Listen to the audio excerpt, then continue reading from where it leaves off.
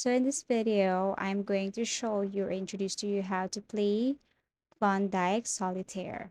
Okay, so a single 52 card deck is used to play the game. 28 cards are handed face. After properly shuffling the deck, 28 cards are dealt face down to create the tableau, which consists of 7 columns of overlapping cards numbered 1, 2, 3, 5, 6, and 7 from left to right. Well, building the four foundations up from ace to king in ascending suit order is the game's goal.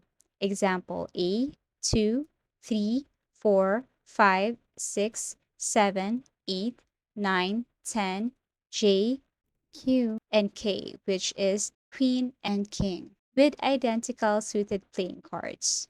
Okay, so each ace that becomes available may be moved to a row above the tableau to begin one of the four foundations as it becomes accessible. Foundations are put up from the king up in ascending suit order. The exposed card of tableau column may be moved to the exposed card of another column if it forms descending sequence of alternating colors such as 6 on 7 or Q on K, or to a foundation of the same suit if it follows the ascending sequence. So, a special hands on training mechanism in Solitaire City lets you learn the guidelines of a new game as you play.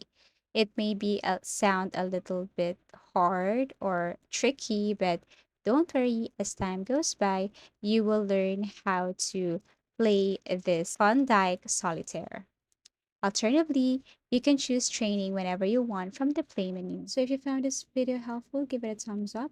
Subscribe for more video tips and video tutorials.